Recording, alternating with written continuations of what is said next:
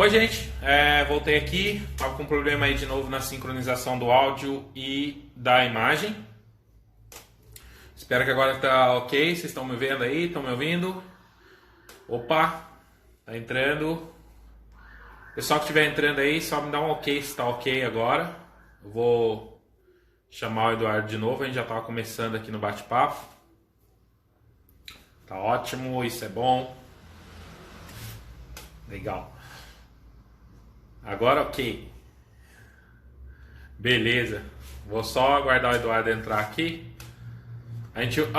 Só para falar para vocês, para quem estiver assistindo, os vídeos agora não estão ficando mais nos stories, tá? Os gravados ao vivo, eles vão ficar depois que eu encerrar aqui, fica no IGTV e eu baixo eles depois e subo para o YouTube para vocês reverem lá no YouTube. Também as outras lives já estão lá, tá? Quem entrar lá no YouTube pode dar um joinha lá e curtir os nossos vídeos lá, tá bom? E hoje a gente vai bater um papo com o Eduardo Vapolaro. Ele trabalha na mineração com matérias-primas, atende fábricas de cerâmicas, dá consultoria, tem uma linha de massas cerâmicas. Então a gente vai bater um papo com ele sobre assuntos. Vamos lá, chamar ele aqui. Já entrou aqui.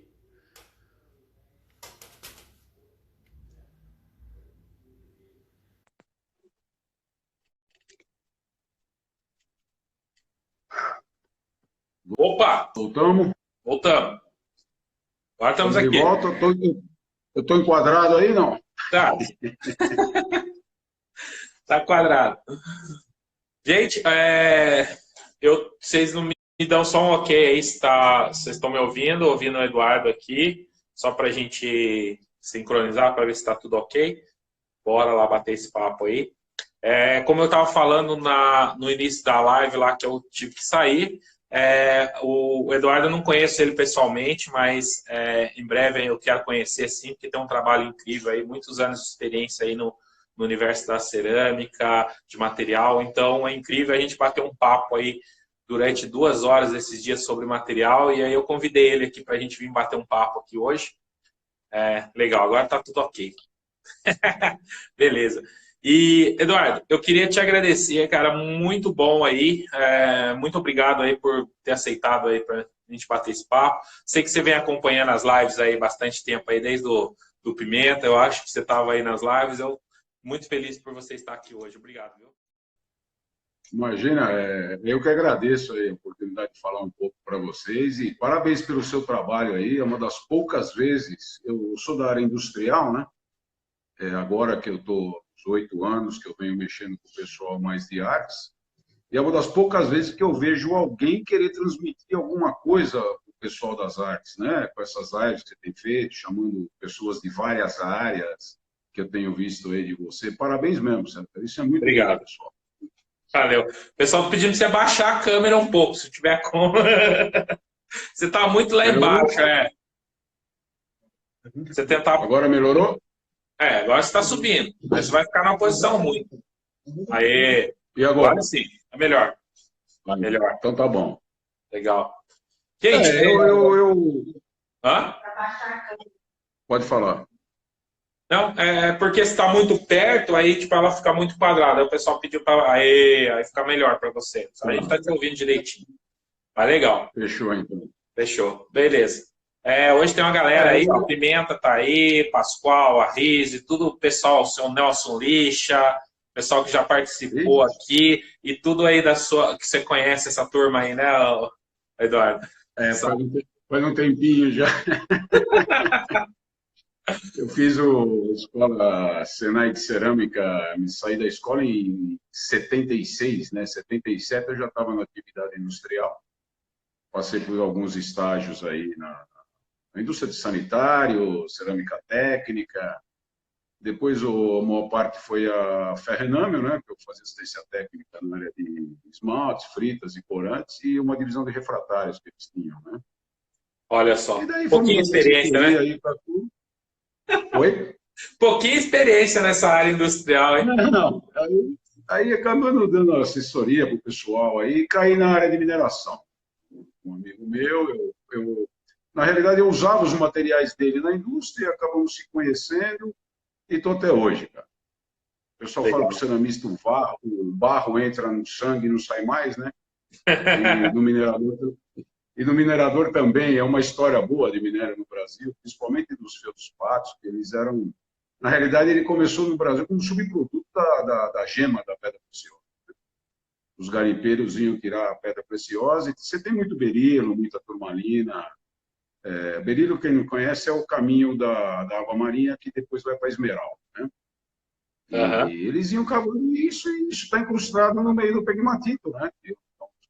Os feldspatos, que é 60% da crosta terrestre praticamente, e acabei indo para o ramo de mineração. Né? Estou até hoje aí dinamitando aí jazida, só que a gente não faz que nem Mariana, não, pode ficar tranquilo. Nossa, não tem rejeito, não tem problema. É uma Tá certo. mineração Mas aí também, agora também você está nessa, né, eu vi que você, há um tempo atrás, você começou a iniciar também produção de porcelana, né? Um trabalho aí de porcelana. Você me mostrou aí que chegou maquinário aí para você começar a produção aí bacana também, atender o pessoal da cerâmica aí nesse quesito também. Exatamente. Nessa área de mineração, até acho que o Pimenta falou na live, eu estava com uma mineração em Valadares. Mineração que a gente fala é completo, né? Tanto da Sim, extração, logística, beneficiamento, tudo, né? E aquilo que ele brincou, que o químico deixou 600 quilos na porta para ele levar nas costas, fui eu, né? Era eu que estava lá. a gente até colocou a foto lá que você estava entregando para ele a amostra no dia que ele foi para o Japão. Ele levou a nossa porcelana para ser testada lá no Japão, nas condições, tudo como os japoneses fazem lá, né? Legal. Porque, na realidade, eles chamam no Japão até a rocha, lá eles chamam de porcelana. Ah, vai Perfeito. pegar um pouco de porcelana lá, é a rocha pura, né? Aí eles vão batendo aquilo no monjolo lá, no pilão, vão afinando, afinando, decantando na água, pegando aquele caldinho, acaba ficando plástico mesmo, porque você tem lamelas, né? Uma escorrega na outra e acaba dando um pouco de plasticidade. E é Legal. um material que tem uma análise química perto, uma estequiometria perto da porcelana, uma massa cerâmica, né? Sim. Eles É, fazem com uma matéria-prima só. Aqui no Brasil nós temos que usar 7, 8 matérias-primas, né? Não tem legal. condição de você É, fazer uma composição daquela para ela ser fisicamente, para você poder trabalhar, e quimicamente correta para você ter uma queima decente, né?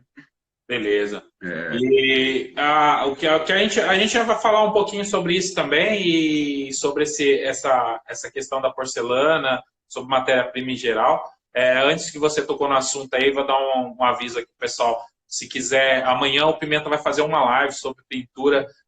Eu não vou nem tentar pronunciar o nome, mas é aquela técnica de pintura. Quem viu a chamada do vídeo que ele faz com os pincéis, uma técnica de pintura japonesa muito legal. Então vai ser amanhã às 15 horas, o Pimenta está aqui, deixa eu ligar o comentário aqui, ele vai colocar o nome aqui para a gente, porque eu não sei nem pronunciar o nome em japonês, mas vai ser bem então legal essa live aí. Então eu tô chamando para live.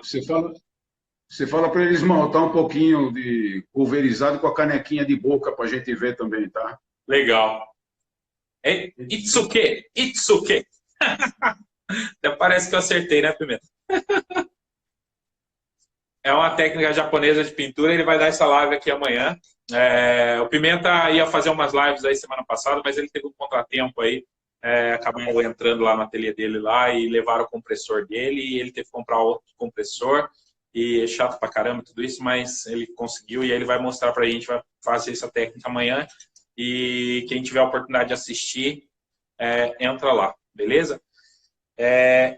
O nosso papo aqui hoje é que tem tanta coisa para se falar que a gente o dia que eu conversei com o Eduardo, a gente ficou horas e horas aqui, minha esposa querendo que eu vá embora para poder chegar conversar, mas é tanto assunto, tanta coisa bacana. Mas eu queria falar um pouquinho com ele sobre essa questão de matéria-prima, né? Porque o Brasil ele é rico em diversas matérias-primas, como você falou aí, né? Extração de muitos materiais. E a gente tem essas dúvidas no ateliê aí, muita gente tem dúvida sobre questão de uso. Eu queria trazer alguém aqui para poder falar sobre questões mais técnicas também, sobre cuidados que a gente tem que ter para o uso de alguns tipos de matéria-prima. Então, a gente vai falar um pouquinho sobre isso também. O Eduardo já estava falando sobre a questão da porcelana, né? E essa classificação. E é muito legal isso que você falou, que eu acho que condiz muito com o que a gente vê. Quando você classifica uma coisa como argila e como você classifica uma coisa como massa cerâmica, né? Que a argila, na verdade, né, você pega lá na natureza, você já consegue utilizar ela e sem, normalmente quase sem beneficiamento nenhum, como muitas pessoas fazem. A massa cerâmica ela já tem que ser preparada, né, Eduardo? Já tem uma composição. O que mais ou menos se compõe aí uma massa cerâmica aí que a gente se preocupa para ter esses resultados aí de queima? Na realidade, quando eu começo a desenvolver uma massa, um esmalte, alguma coisa, eu falo para o pessoal que é melhor você gastar 20 folhas de sulfite e 2 queimas do que uma folha de papel e 20 queimas. Tá? Então, o que você tem basicamente? Você tem que ter os óxidos, que você vai ter que ter em quase todo o corpo cerâmico. Sílica, alumina, os fundentes, sódio, potássio ou lítio. O lítio hoje está bem raro, está mais difícil, né? Os formadores, os estabilizadores de rede, alumina, modificadores de rede, que são os alcalinos terrosos, magnésio, cálcio. Bom, você tem que definir primeiro o que você quer. O que eu quero fazer? Eu quero fazer uma massa de grés. Tá, beleza. O que eu tenho que ter numa massa de grés? Isso. Aonde eu vou buscar isso? Isso. Que tipo de matéria-prima eu vou usar isso? Eu vou fazer barbotina? Eu tenho que usar um tipo de matéria-prima. Legal. Eu vou fazer massa para modelagem ou para torno, um outro tipo de matéria-prima. Isso a parte física. Porém, se você vai fazer ou uma barbotina, ou uma modelagem, ou um torno, e vai querer queimar a 1220 com absorção de 3%, a parte química dela tem que ser igual, tanto da barbotina, quanto da que você vai fazer a modelagem, ou uma prensagem, não sei, o tipo de conformação que você vai usar, né? Entendi. Então, você tem que partir disso. Geralmente, você vai fazer uma massa hoje, caolino, feldspato, quartzo e argilas. Tá? Você quer diminuir um pouco os moldes de alumínio, abaixar um pouco a temperatura, você pode usar um pouco de alguns carbonatinhos aí, um pouco de cálcio, ele diminui bem. O gozado é que você põe cálcio na massa, ele não diminui o teor de alumina que você tem na sua. Ele diminui os mols de alumina que você tem em relação aos outros óxidos. Isso deixa ela com um ponto de amolecimento. A gente fala que massa não chega a formar fase vítrea, porque senão ela derrete, ela desmonta. Né? Então, mas aí você vai para o mercado. Você fala, puxa vida, eu tenho uma fórmula aqui legal. Ela usa X% de feldspato. Puxa, que bom. Aí você vai procurar o feldspato. Aliás, o que o Alex falou foi fenomenal. Né? Ele falou que a melhor definição, eu trabalho com feldspato faz tempo. A última mineração que eu estava industrialmente, a gente fornecia 15 mil toneladas mês. 15 mil toneladas. Nossa. Né, para a indústria. Que feldspato é que nem tomate? E é que nem tomate mesmo. E não é só o feldspato que nem tomate. A argila é igual.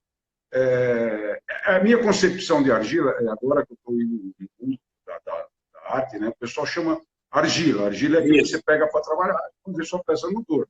A minha concepção de argila são argilas minerais, né? Ela é uma parte de uma massa, ela é uma parte de um corpo cerâmico. Né? Você tem que ter várias outras coisas. Né? Então, basicamente, você pega hoje, aí como eu estava falando, você vai lá, eu preciso do feldspato. Aí o cara pega lá o peso molecular do feldspato, 556, não sei o quê, onde tem isso? No livro. Sim. No livro, o feldspato é fantástico. Eu falo, quer fazer um esmalte com fórmula de cega bonitinho, anota tudo no papel, põe no moinho e moe que vai sair um espetáculo. Lá estão todos os mols certinho. Entendeu? Não existe. Realidade... Você pega uma análise química do feldspato médio aí brasileiro, você bota aí 17 e 18 de alumina, uns 68 de sílica, sei lá, 10 a 11 de potássio, aí você vai lá 3,3 de sódio no mesmo feldspato. Quando você passa isso para uma análise mineralógica, você vai ver que você tem lá 60% de feldspato potássico, 30% a grosso modo os números, né? Sim, De feldspato sódico, e você tem um vilão da história em toda a matéria-prima, que é a sílica líquida. entendi. Você vai ver que qualquer feldspato, você vai ter 6, 7% de sílica líquida. Esse é o grande vilão. E Né? resumindo é aquela questão que a gente estava conversando, né? A gente trabalha com, igual você falou, uma análise de livro, né? Que é aquela análise genérica que o pessoal usa lá para poder classificar o feldspato, mas tem a realidade quando é a mineração, né? Você não tem controle de onde você está minerando, como é que esse feldspato está vindo, como é que essa massa está vindo. E aí você sofre essas variações, né? É um dos grandes problemas do pessoal que produz seus esmaltes e faz massa, são essas variações de matéria-prima que a gente tem pelas diferentes extrações e minas e tudo mais que a gente tem aí. Né? Aqui a gente fala muito para ceramista, e a maioria dos ceramistas que eu conheço é aquilo que a gente faz. Quem formula? Tem uns que hoje está começando a fazer massa, que é um outro processo, mas tem uns que faz seus esmaltes. Tem muita gente que formula por porcentagem, né, dos materiais, e são poucos aqueles que formulam em Seger, como você falou, você é um cara que gosta de formular com esmalte na base Seger.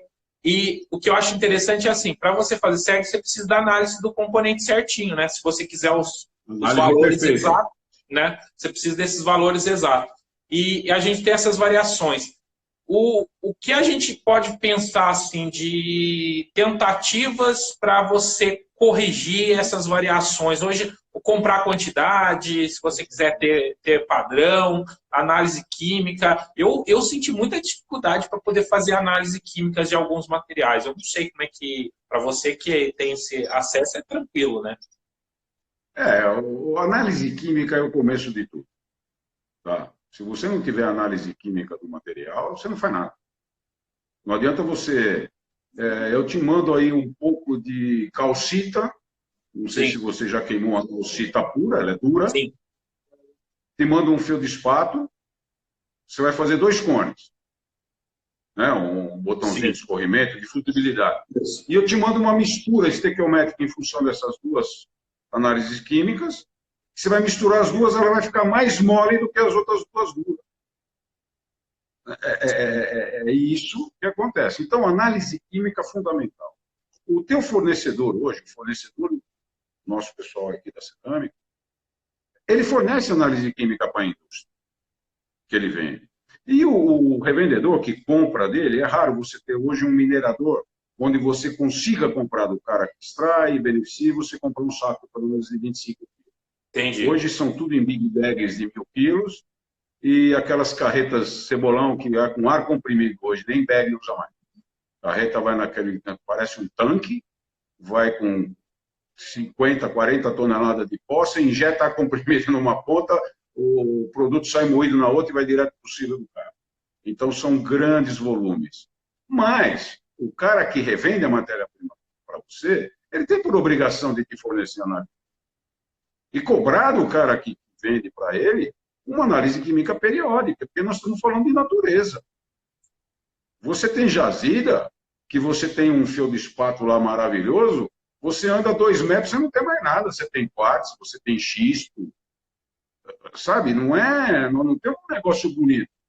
Né? Que nem a Turquia, você tem paredões de feldspato, mas paredões. Aqui no Brasil, não. Você tem bolsas de feldspato. É difícil você ter um paredão grande de feldspato. Outra coisa que aconteceu no Brasil se tirou todo o filé mignon da jazida. Você tinha jazidas aqui, postado perto de São Paulo, Socorro, Ouro Fino aqui. Tinha jazidas maravilhosas de feldspato, de caulins, que vem do pegmatito, né? Vem tudo da rocha. Né? E hoje não tem mais, só tem carcaça. Ficou a costela, ficou a carcaça, ficou o chifre. O filé mignon todo mundo comeu. Aí você vai fazer uma carne moída, se você misturar o filé mignon, a costela com a carcaça, você faz uma média, você consegue comer. Agora, só a carcaça, só o osso da costela, você não consegue mais. Então, hoje, as matérias-primas para cerâmica, você está buscando Ainda alguma coisa perto do Pimenta, lá indo para o Espírito Santo, né? O Espírito Santo, de Valadares para o leste, né? Você tem alguma coisa. Subindo para o noroeste, você vai chegar lá já no norte de Minas, quase sul. Noroeste, vai. Você vai ter mais alguma coisa lá. E depois, Paraíba. Paraíba, Rio Grande do Norte. Daí você tem muita coisa boa aí.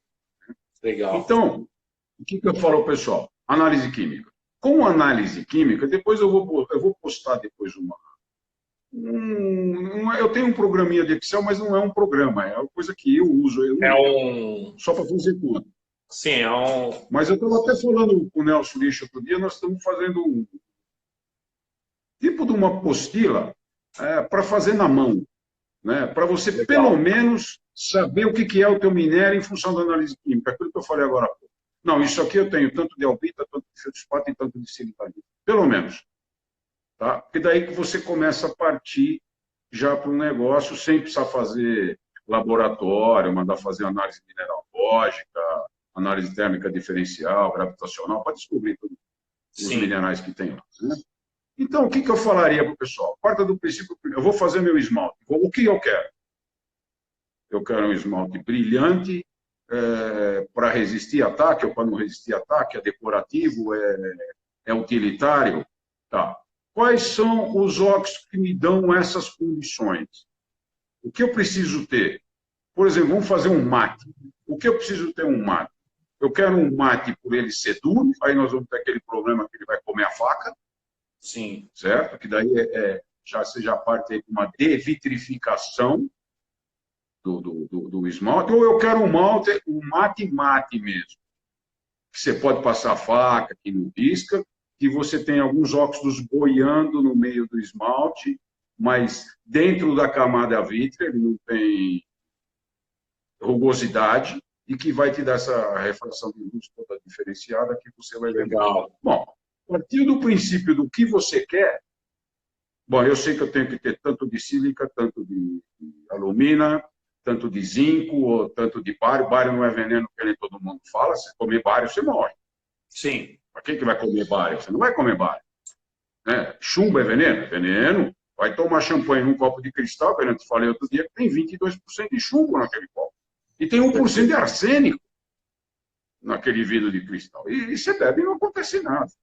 Depende muito como você faz. A Exato. queima daquilo. Eu acho que o cara que vende o esmalte hoje, o pessoal que fornece, devia dar. Você já está comentando isso aí, né? O manual de instrução, ó, só que você usa assim. Ó. Né? Então, outra coisa. Aí você vai. Senão eu começar a falar muito, eu falo demais. Não, relaxa. Vamos lá. Né? Aí. Eu só vou tentar traduzir depois de uma maneira mais simples que você vai falando, só para poder deixar mais simples para o pessoal entender aqui. Tá. Pode ser que tem muita gente que não faz, não entende, né? E aí você fala uns nomes aí que a gente nem consegue entender. Você vai vendo o que o pessoal pergunta e vai me passando, que eu não consigo ler ao mesmo tempo. Não, fica tranquilo, eu tô controlando aqui. Se tiver alguma coisa aqui, daqui a pouco a gente abre para umas perguntas. Tá? Mas foi muito legal você tocar nesse assunto aí que a gente queria falar também sobre matéria-prima e sobre essa questão, daqui a pouco a gente fala um pouco sobre isso, sobre alguns cuidados que a gente tem que ter com matérias-primas que a gente está utilizando, né? Tem, tanto para quem prepara seu ateliê, quanto para quem ou compra pronto, ou tipo esse tipo de coisa assim, para você ter um cuidado básico, né? Porque tem muito mito sobre essas questões que é muito... As pessoas acham que tudo é megamente perigoso, né? É aquilo que a gente falou, se você tomar água demais, até a água mata, né? Então, tem que saber como você está manuseando isso aí. Exatamente, você tem que saber. Primeiro, o manuseio. Isso. Né? Luva e máscara, bicho, acabou. Não precisa mais aqui. Você não vai pegar um óxido de cobalto e ficar esfregando no braço. Né? Lógico. Você vai pegar lá com a sua colherinha, vai misturar, vai fazer. Então, luva e máscara. Por aí você já evita um monte de contaminação. Eu lembro que na época da Ferrename, minha esposa foi química na Ferrename durante, acho que... Família do culinário todo, do Eduardo, toda trabalha na química, parte química, né? Esposa, o filho também, né? Você estava falando. Eu e a esposa somos ceramistas. Aliás, você fez um elogio muito bom para mim. Engenheira química é minha esposa, não Pois sou é, né? eu. Você fez a chamada. Eu sou por osmose, tá?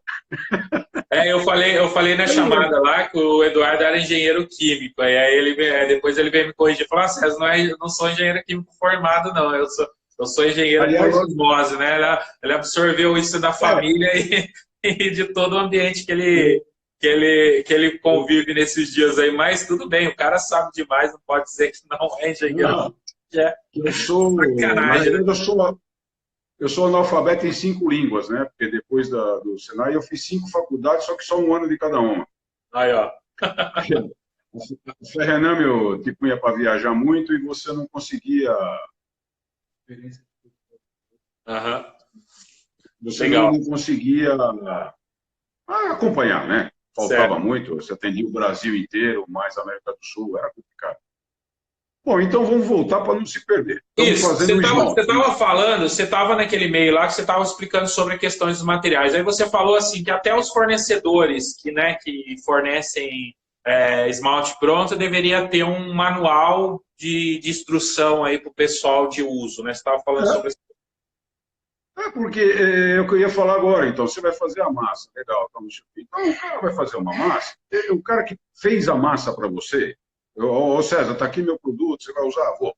Só que, César, aqui eu tenho X% de hidróxido, eu tenho X% de carbonato, eu tenho X% de água na constituição das matérias-primas disso aqui. Tá? Então, pô, a minha curva de queima para essa massa vai ter que ser assim, ó. A 400 graus você vai ter que segurar, porque tem que ter caulin, você vai ter que passar por metacaulin, vão tirar água, depois você vai ter que formar as outras fases, a tantos graus se segura tanto. Então, é isso que falta, e isso não é um bicho papão, gente. Não é Não, um bicho de 7 cabeças, para quem está desenvolvendo. Não me custa eu entregar minha porcelana, por exemplo, para você, ou qualquer outra coisa, e te dar, ó, César, o meu biscoito você queima assim, e a queima de alta com esmalte você queima assim. Faça essa curva. Porque legal. essa massa contém esse tipo de componentes. Tá. Aí você pegou, você tem lá a sua massa, o que você quer. Eu preciso de cálcio. Aonde eu vou buscar o cálcio? Em que matéria-prima eu vou buscar o cálcio? O gás me atrapalha? Pô, atrapalha. Então vamos deixar o carbonato um pouco de lado, porque ele gera muito gás. Vamos usar uma volastonita, que é silicato de cálcio, mas a volastonita é cara. Pô, então você tem que começar a fazer isso. O que eu quero do meu produto e onde eu vou buscar os óxidos que eu quero. Ou por questão de custo, ou por questão de facilidade de encontrar no mercado. E resultado que você quer, né? Pelo resultado final que você quer. Eu não consigo usar volastonita, eu vou ter que usar carbonato de cálcio. Vou usar o carbonato de cálcio precipitado, que é o puro, o limpinho, ou eu posso ter uma impureza e vou comprar uma calcita que é 20 vezes mais barata. Né? Que vai ter a mesma perda ao fogo. Os dois Sim. são carbonatos. Um foi feito numa indústria, né, a partir da sulfato de cálcio, e o outro pegou na natureza, que é um carbonato que está lá. Ou uma dolomita, eu preciso de magnésio. Outro dia eu vi uma fórmula que eu fico... Agora eu estou vendo muito essas coisas, que eu estou em casa já... Quando começou, dia 20 de março, eu já estava 45 dias em casa que eu tinha quebrado o pé. Putz, né? Ir para Jazida com aquele RoboFoot lá é meio complicado. Dá um probleminha. Então, a matéria-prima é isso, gente. Todas têm contaminantes. Todas têm contaminantes. Tá? Caulin não se moe. Você extrai o caulin na natureza, ele é fino na natureza. O único beneficiamento que o caulin recebe é lavado para tirar o quartzo que tem nele. Porque como veio o caulin? Você tinha um pegmatito, certo? Que ele tinha lá pedaços de feldspato, pedaços de albita, geralmente, e pedaços de quartzo, de sílica. Isso foi, uns milhões de anos, com chuvas ácidas e um monte de coisa, foi lixiviando. O que sai primeiro? O sódio é a ligação mais fraca dos sais que sai primeiro, é o sódio. Né? Foi lixiviando, ficou lá um feldspato maravilhoso, mas ele estava amorfado porque quebrou a estrutura cristalina para tirar o sódio. Né? Aí saiu o potássio, com a lixiviação. Aquilo virou um caulin, que é um silicato de alumínio hidratado. Sílica, alumínio e água, certo? Só que aquelas pedrinhas de quartzo, aquelas areinhas, ficaram tudo no meio daquilo. Então você não vai escolher na mão, né? Que nem feijão, tirar o grão de caulim, Sim, o grão de feijão. Eles tiram aquilo até com um canhão hidráulico, né? Com canhão de água com pressão no morro de caulim, as extrações maiores, vamos falar assim. sim, Aquilo vem descendo, aquele caldo é dissolvido, passa numa malha. Aí que está o problema. Os caulins geralmente estão abaixo da 325, e bem abaixo. Né? E se compra muito caulim aí em malha 200. verdade. Nada mais é do que caulim com quartzo. De novo, sílica livre. Tá? E assim você vai nas outras matérias-primas. Você não tem matéria-prima pura. Parta por aí. Não use a fórmula do BIFA. Use a análise química que o pessoal está te dando. Aí você fala, o Alex falou outro dia, mas eu peguei 2 feldspatos com a mesma análise química e deu diferença. Dá diferença. Você tem feldspatos que contém carbono. Nós tivemos um problema agora com o pimenta, lá que eu estava tentando resolver para ele. Os feldspatos antigos tem lá. Esses feldspatos, eles são piroexpansivos, eles expandem na temperatura. Então, você vai fazer um botão para você ver se ele fundiu, ele vai ficar maior do que o primeiro que você vai ficar. Seu. Né? Eles expandem. E isso dá uma interferência no esmalte. Um esmalte, para sair transparente, fica leitoso, porque você tem bolha de ar ali dentro que refrata a luz. Então, a luz não passa. Certo? Então, de novo, química, definir o que eu quero. Tipo de conformação. No caso de massa, prensado, ou torneado e modelado, ou barbotina. As características físicas, a cru, que a gente fala, não químicas, tem que ser diferentes. Né? Entendi. E hoje ninguém no Brasil produz matéria-prima para a nossa indústria, que o consumo é baixo. Sim, tem isso também, né? Outro dia até o doutor Pascoal, esse é um doutor, né? Ele falou do caulim lá, eu também pego lá da Imeres, lá, eles estão tirando o caulim do Pará, mas já é um subproduto. Já é um subproduto que vem para a indústria cerâmica em geral, não só para nós pequenos, não. Sim, Para a indústria cerâmica grande, Kemmer, Schmidt, Oxford, indústrias grandes de louça, sanitários, porque o bom mesmo vai para papel, vai para tinta, vai onde paga mais. Entendeu?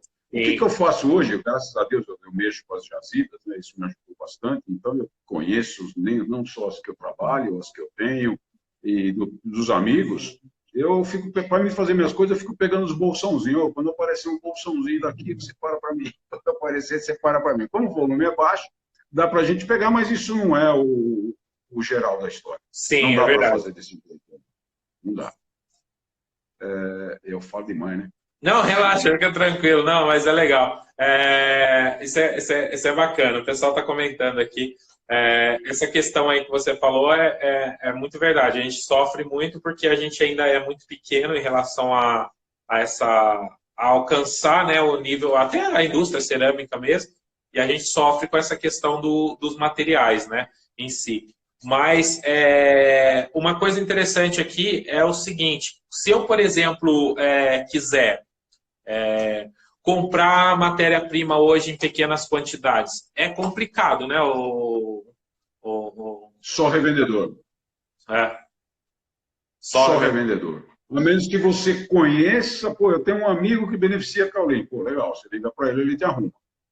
Agora, você entrar na internet e procurar alguém que vai te fornecer essa Imeres mesmo que eu pego caulim, é Big Bag de 1000 quilos. E eu sou amigo de todo mundo, lá, da diretoria, de todo mundo, dos técnicos. Pô, gente, põe um saquinho para mim. Hoje eu não tenho pilhadeira para tirar. Não, é Big Bag de 1000 quilos. Então, é complicado. Mas o teu revendedor compra deles. Então, o teu revendedor pode te dar uma condição boa de matéria-prima. E tem um outro grande problema no Brasil, que você não tem. Hoje eles têm umas moagens... aumentou muito, né, o volume de consumo de matérias-primas no Brasil. A cerâmica do Brasil hoje, na realidade, tirando a China, é a primeira do mundo. em volume. Né? Só perde para a China, né? O Brasil hoje. E a indústria cerâmica em geral. Tudo, Cerâmica em geral, piso, cerâmica tudo, sanitário, tudo, né? louça, tudo. Né? Então, uma moagem hoje, ela faz 5, 6 mil toneladas. Você vai ligar para o cara pedir um saquinho, você conhece o cara, ele te manda, nem te cobra. Mas senão, ele nem tem estrutura, vamos falar a verdade, nem que não, não é que não quer, ele não tem estrutura para providenciar isso. Né? Então, o revendedor de matéria-prima, para vocês que querem desenvolver, que não vão comprar esmaltes prontos, que não vão comprar massas prontas, que vão utilizar as matérias-primas, grande companheira, né, da cerâmica, questiona o revendedor, sabe por quê? Porque vocês não pagam barato no revendedor. Verdade. Vai falar que não interessa para ele revender para vocês. Aliás, interessa muito. Eu não vou citar preços aqui, que seria até que é. Mas interessa em muito você revender. Lógico. Você entendeu? Esse tipo de produto. Agora, cobrem dele. Cobrem dele. Você tem análise química do seu feldspar? Lógico, a análise mineralógica ele não vai dar, porque nem a indústria vai análise mineralógica. E outra, você usa muito feldspato hoje para massas. É verdade. Wins e feldspatos e tal, para porcelanatos, para fusão de frita. Então, quando eu estava falando da cera e calibre lá, para fusão de frita não tem problema. O cara balanceia pela análise química, porque aquilo vai fundir. Vai passar de 1450 graus, aquilo vai virar tudo, vai para cristobalita, vai passar para teridimita de novo. São fases líquidas que vão formando no processo, né? Conforme você está aumentando a temperatura. Legal. Então, e outra, façam testes no seu ateliê. Sobre essas questões que eu ia te perguntar. Né? Eu acho que uma coisa que é importante que você falou é o seguinte, sobre a produção, né? A produção casada, né, o Nelson, da massa e do vidrado, né? Sim. Porque a gente trabalha com... Para começar, quem está começando sempre compra a massa de um fornecedor, o vidrado de outro, está comprando um produto que foi produzido pensando em uma determinada situação, a massa em outra. Sim. Então, tipo, casar isso é quase impossível dentro do universo de queima de ateliê, é quase muito difícil. Aí você vai ter vários problemas, né, que o craquelado que a gente falou com o Nelson aquele dia, a gente vai ter um monte de outros problemas. Né? Eu acho que dentro desse universo ainda eu não conheço ainda alguém que parou para fazer uma massa com os vidrados que tem opção para ceramista comprar. Olha, eu quero fazer hoje um utilitário de qualidade, mas eu não tenho estrutura igual o Estúdio Neves está montando a estrutura dele lá em Portugal, fazendo a sua própria massa. Eu não tenho estrutura aqui. Aí a gente tem que pensar... Compra a massa, aí você vai produzir o vidrado para poder casar com essa massa. Aí a gente tem aquelas coisas que você falou nisso. Dentro do ateliê a gente não tem, muitas vezes a gente não tem formação, né? Não tem como fazer análise, coisas assim. A gente precisa aprender isso que você falou, a fazer algumas análises, igual você falou assim, né? Tipo coisa simples, né? Para a gente aprender esse processo simples. Né? Eu acho que esse casamento é muito importante, né? Para quem quer produzir um produto de qualidade é muito, muito importante, né? Esse casamento dos dois materiais. Mas você não tem a dúvida. Só para a gente ilustrar, dentro de um processo industrial aí para a gente ver, vamos dizer assim, se você fosse dar uma consultoria para uma empresa hoje, que a empresa chegou, está com problema, o que a empresa ela faz? Ela compra a massa pronta, ela adequa tudo? Como é que funciona esse universo aí dentro da parte industrial? Quando ela quer qualidade, quer um produto de qualidade. Não, no universo industrial, as empresas que eu dei assessoria, que eu dou, geralmente é de cabo a rabo, né? O cara fala, eu quero fazer tal produto e nunca fiz. Aí eu vou, dimensiono todo o equipamento, forno, e eu produzo especificamente as massas e os esmaltes para aquela finalidade. Entendi. Eu não sou um vendedor de massa, inclusive eu te falei, minha maromba chegou agora há pouco. Eu dependia do Senai para fazer minhas massas, né? E aí você implanta todo o processo do cara. Agora, eu quero produzir minha massa. Legal também, tá? Assessoria. Você vai fazer um controle de qualidade das suas matérias-primas. Primeiro, você tem que fazer o controle de qualidade da matéria-prima, não é do produto final. Primeiro da matéria-prima. Mantenha o seu padrão. Olha, eu fiz com esse feldspato, com esse quartzo, com essa argila, com esse caulinho, com esse talco, com esse óxido de zinco, deu certo. Ótimo. Bota lá um potinho de 2 quilos. Padrão feldspato, padrão caulinho, padrão. Esse é o meu padrão, esse não vou usar para produzir. Aí eu fui lá no X e comprei um saco de feldspato. Pô, pega lá um pouquinho, faz um escorrimento, um botãozinho de escorrimento, faz um botão de fusibilidade, você vai fazer uma barbotina, põe um pouquinho na água, uns 40% de água, mistura, vê se ele está empapando ou não, se ele está com a mesma problema de geologia, desse tipo de ataque. Então, são um monte de testes fáceis. É isso que a gente estava conversando aquele dia. É isso que vocês precisam bolar, você e o Nelson, fazer aí para a gente um manualzinho. Hoje mesmo tinha tanta gente me perguntando sobre o teste de absorção, que aí eu falei, nossa, toda hora que me mandava um WhatsApp, eu tinha que escrever lá, olha, faz assim o teste de absorção, assim, assim, assado. Porque a gente começou a tocar nesses assuntos esses dias e começaram as pessoas a se perguntar. O Estúdio Nerd falou lá sobre um determinado teste que eles fazem para poder garantir a qualidade do produto deles e tal. Aí eu escrevi um texto, escrevi e falei, vou copiar e colar isso aqui, porque o pessoal de ateliê precisa entender que são coisas simples de fazer, né? São processos, você só precisa aprender a fazer essas pequenas análises, né? Interpretar o que está dizendo, saber interpretar, saber ter esse ponto. A gente não tem isso numa linguagem para ceramista. A gente não pode falar que isso não existe dentro do universo cerâmico, porque tem livros e trocentas opções. Mas em linguagem cerâmica a gente não tem. E são algumas análises, são alguns testes que a gente pode fazer em ateliê, né? Seria super legal. Que pode fazer no ateliê. A análise de absorção de água é uma delas, é um negócio super simples. Você tem que deixar um tempo para ver quanto que ela absorveu de água. Resumindo, é isso. Pesa a peça. Você quer acelerar? Ferve 2 horas. Você quer fazer normal? Deixa 24 horas.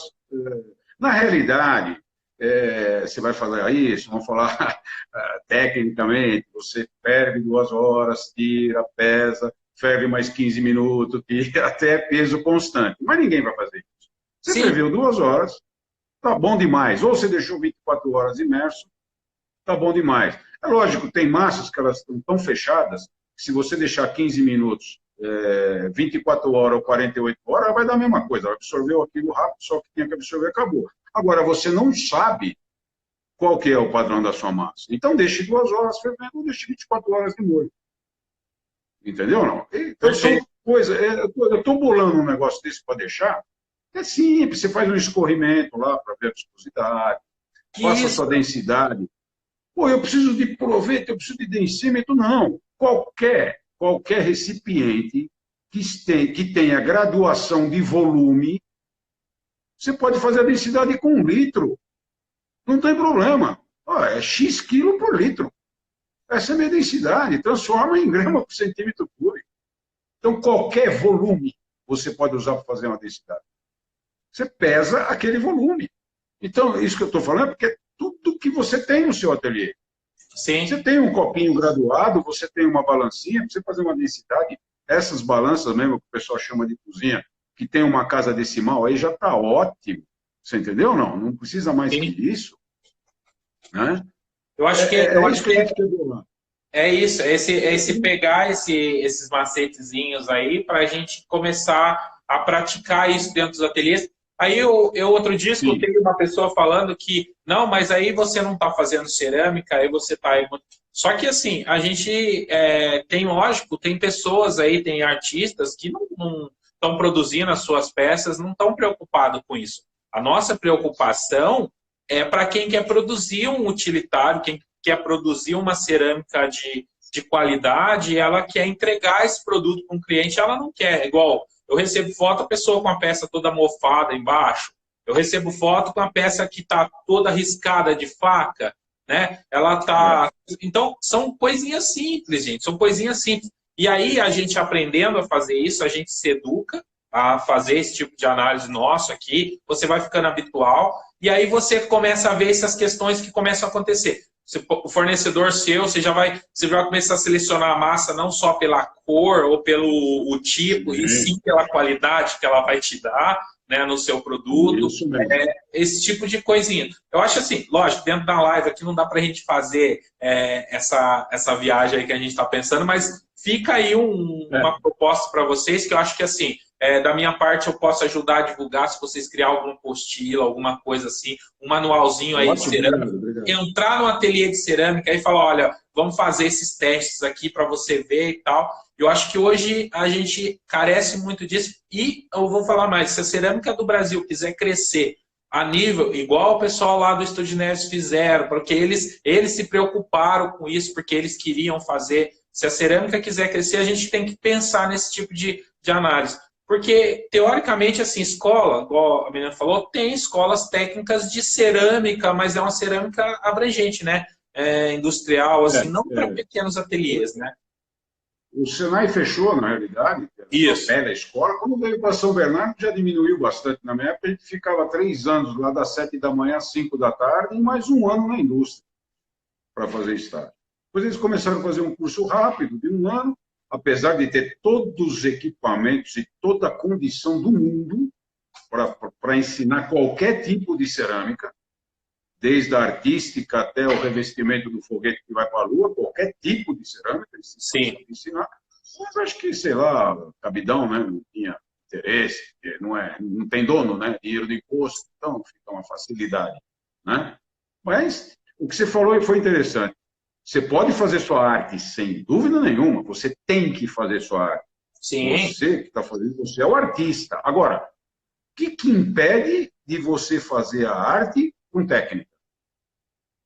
Eu não estou discutindo se você vai fazer o cachimbo do quadro pensador, vai fazer uma escultura mais torto, ou mais para cima, ou mais para o lado, ou vai dar um autoral naquilo. Agora, faça com que, quando você entortar o cachimbo, ele queime torto, fique resistente. Não impede você fazer sua arte. E depois, que nem você falou, o pessoal de utilitário, tudo, tem que ter repetibilidade. Exato. Você pode ter até uma arte diferente num restaurante de um prato do outro, mas ninguém vai querer comprar um prato, um de 12 centímetros, um de 14, um de 18, um de 30 do mesmo lote. Então, dá para fazer as duas coisas e simples. Nada de equipamentos fantásticos para se testar nada. Aliás, depois que você sai da química, que você faz as análises, tudo, teste prático na indústria, o teste hoje de recebimento de materiais na indústria é prático. Eles fazem praticamente na condição deles. Que nem fazer um engobe, eles puxam um vinilzinho lá, que é tipo um esmaltar um azulejo e põe para queimar.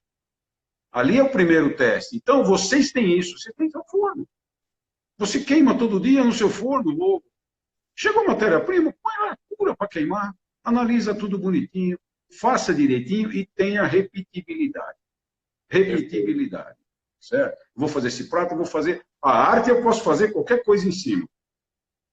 A arte eu faço qualquer coisa. Agora, a estrutura você tem que manter numa forma técnica e correta. Perfeito, perfeito. Essa é a minha visão, né? Essa é a minha visão. Não, mas porque, você tá certo, você tá certo. Eu acho que é por esse caminho mesmo que a gente tem que fazer. A gente, o pessoal aí, eu um pouquinho, mas tem gente que conhece bastante, transmitir para vocês. Faça legal. O direito que eu falo não é que estão fazendo errado, não é isso. Não. Faça com norma, faça com norma. Faça sua arte, mas faça com norma. Isso vai crescer, vai pegar nome. Pô, cerâmica brasileira, você pode comprar, você pode. Ali funciona, ali funciona. É assim que vai crescer. E não é desunindo.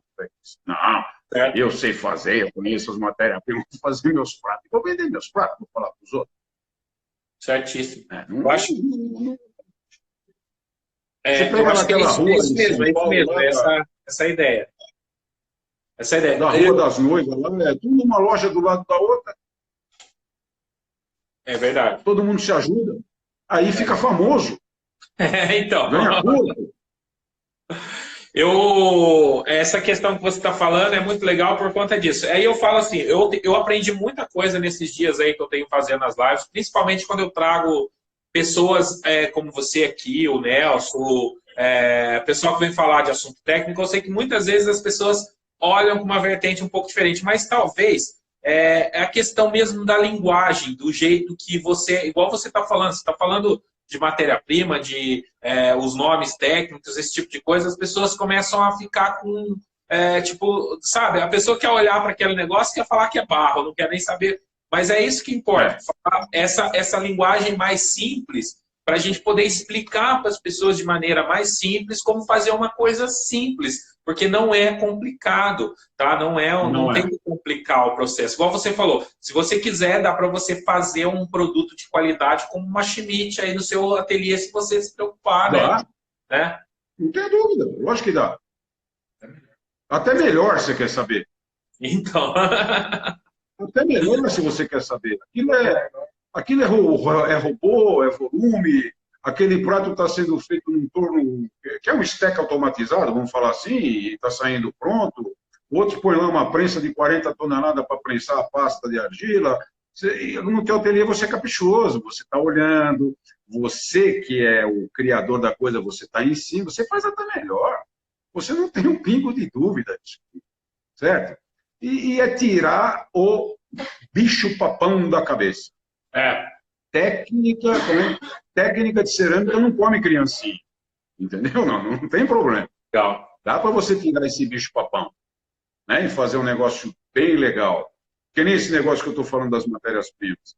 Eu tenho certeza que muita gente que pega essas formulações erra e tem problema por causa de um detalhezinho na matéria-prima, que é a sílica livre. Você vê, é uma coisa... E todo esmalte, todo vidro tem 60%, mas ele tem 60% de sílica, você acha que 3% vai alterar? Vai. Depende da forma que ela está. É lógico que ninguém vai comprar equipamento para analisar isso. Não tem nem como. Aliás, 80% das indústrias cerâmicas brasileiras não tem equipamento de qualquer tamanho que você possa pensar. Mas você pode fazer análise simples, né? Em diminuindo aos poucos e fazendo os testes, né? São coisas assim. Pela análise química, você já pega sílica livre de quartzos, de quartzo não, desculpa, quartzo é sílica livre de feldspatos, de caulins, dos feldspatos de lítio, dos feldspatos de cálcio, você entendeu não? Pela análise química você já pega. Não é? Então, e outra, o manuseio de matéria-prima. Luva e máscara. Perfeito. Sempre. Luva e máscara você se livrou de qualquer problema. Gases. A maioria dos gases dessas matérias-primas naturais que eu estou falando não tem problema nenhum. Vai sair um pouco de CO2? Vai. Mas, pois se você queimar 20 fornos por dia no seu ateliê, não vai dar 5 minutos num carro com escapamento ligado. Né? Você tem perdas ao fogo aí das massas de cerâmica hoje, pelo menos das minhas que eu faço, é de 6%, 5%. E perda ao fogo total. Nem tudo é CO2. Tem uma parte que é água, que é vapor de água, da água de constituição. Né? Então, agora, alguns óxidos são problemáticos? São, lógico. Chumbo é problemático se mexer com ele, mas se você... O Nelson está aí, né? Sim. Deixa eu só te interromper aqui, ó, que o nosso tempo está acabando aqui. A gente volta aqui, tá? Para a gente fazer uma pergunta aí para o pessoal e você falar um pouquinho sobre essa questão aí do uso das matérias-primas aí. Algumas matérias-primas que você pode falar assim que você tem que tomar um pouquinho mais de cuidado com elas, se usa in natura, só para a gente falar sobre isso, né? E aí eu vou encerrar, a gente volta e a gente abre para pergunta aí pro pessoal para a gente poder fazer isso. E uma pessoa fez uma colocação aqui, ó. Como fazer um utilitário com qualidade se tem que misturar matérias-primas? Eu tenho interesse em estrutura para misturar matéria-prima, mas quero desenvolver um trabalho. Ela não tem interesse, ela não tem condição de poder misturar, mas ela quer desenvolver um produto de qualidade. Cadê os fabricantes fazendo um produto de qualidade? Eu acho que aquilo que a gente estava falando, né? Existiu até então uma produção genérica, né? Querendo atender tudo, né? A parte artística, a parte comercial, a parte de coisa, e não teve um foco. né, num determinado produto. Eu acho que se a gente pensar assim, vamos subdividir a cerâmica em cerâmica artística e cerâmica utilitária, quando você partir para essa linha do utilitário, você vai começar a produzir produtos com qualidade. Por exemplo, o Eduardo, se ele começar agora a fazer as suas massas, se ele, por exemplo, está produzindo uma porcelana de qualidade ou uma massa que seja de qualidade ali, ele também pode desenvolver, junto ali, casado, alguns esmaltes, algumas bases de esmalte, tipo, para o pessoal colorir simplesmente no seu ateliê, dar seus detalhes finais no ateliê, mas uma base principal, né, casando com a massa dele, que condiz a dilatação, o encolhimento. Aí evita aqueles problemas, a maioria dos problemas craquelados. Outros assuntos, por exemplo, correção da quantidade de queima, o calor, o cone, essas coisas. Aí o Eduardo vai mostrar ali, basicamente, olha, vocês têm que fazer isso que aqui, ó, você tem que queimar essa massa a tanta temperatura, a cone e tal, ter esse pequeno cuidado, porque o problema está acontecendo agora aqui, né? E a gente trocando essas informações, porque, por exemplo, se eu uso essa massa do Eduardo, fulano lá usa, fulano, ciclano usa, aí a gente troca essas informações. Olha, o esmalte está dando esse problema com essa massa pontual daquela pessoa, né? Então, esse trocar de informação que eu acho que funciona. Se existir fabricantes pensando na linha para corrigir esses defeitos, a gente vai produzir cerâmica e você não vai ter que se preocupar com grandes produção dentro do seu ateliê. Eu acho que é muito isso. Realmente, ainda não tem fabricantes, porque, gente, é uma questão de interesse e comercial, né? É uma coisa que eu acho, né? Sabe o que é, César? São pequenos volumes, né, cara, para esses fabricantes. Eles produzem muita quantidade, né, para você fazer um trabalho específico. Mas é um nicho de mercado. Se você quiser, eu mando aí para você uma massa para utilitária aí, com esmalte, tudo casadinho. Para mim dá para fazer minha maroba pequena. Dá para fazer pequenos volumes. Aliás, o que eu faço na assessoria, na realidade, é isso. Você não vê uma massa minha sendo divulgada para vender. Não está lá. A única coisa que a gente divulga é um pouco da porcelana, né? Que foi o Pimenta que me botou nessa fria, depois o Alex me fez eu produzir porcelana para ele, e eu tive que acabar arrumando, fazendo o negócio direito, né? É a única coisa que eu faço hoje, além da assessoria e das outras coisas. Mas é desenvolvimento e assessoria mesmo, né? Legal. Mas isso aí, isso aí. De se fazer isso aí.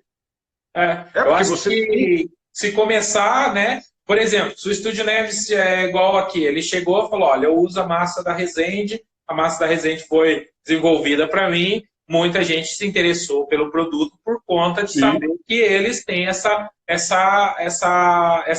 casou para ele, essa massa é funcional para ele. Então, eu acho que é muito por esse caminho aí, se criar alguma coisa, tiver um caminho certo para a gente poder produzir, mesmo que não seja em quantidade, mas eu acho que vai ter mercado, sim, para muita gente trabalhar aí. Tem gente falando que quer, com certeza. Beleza. Gente, eu vou fazer isso. Eu vou encerrar aqui, vou chamar de novo, tá? Aí a gente faz umas perguntas aí, um bate rápido aí de perguntas aí, que eu sei que tem muita dúvida do pessoal. E você fala um pouquinho sobre essa questão do material, que a gente pode tomar alguns cuidados. Tá ok. Tá bom? Vou encerrar aqui e a gente volta, tá, gente? Quem tiver a fim de ver aí, fazer umas perguntas, volta aí com a gente. Oi, pessoal, tudo bem? Tô voltando aqui. A gente teve uma hora aí de bate-papo aí com o Eduardo, Apolaro das massas cerâmicas. A gente tá falando sobre diversos assuntos aí na parte de matéria-prima. Um cara tem muito conhecimento aí de mercado e de material e tudo. Nossa, ele tem que deixar um legado para a gente, criar algum material escrito aí para a gente, porque é muita informação bacana. Ele, o Nelson, tem que criar isso aí para os ceramistas aí. Então, muito legal. O pessoal tá voltando aqui, a gente vai continuar aqui nosso bate-papo. E lembrando que a live tá no IGTV, mas eu vou subir ela depois no YouTube, então eu junto tudo, compacto tudo e subo no YouTube depois, tá? Vou chamar aqui o Eduardo, ele já entrou aqui.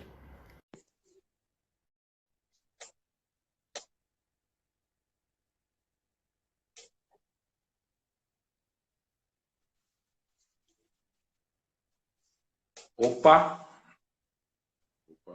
Conectando lá. Voltamos. Chegamos. Aí. Deixa eu... Pessoal, se tá tudo ok aí com o áudio, só me dá um alô aí. Se tá ok, não tá desincronizado, beleza? Para não ter que encerrar de novo. Já tá voltando todo mundo aí que estava assistindo.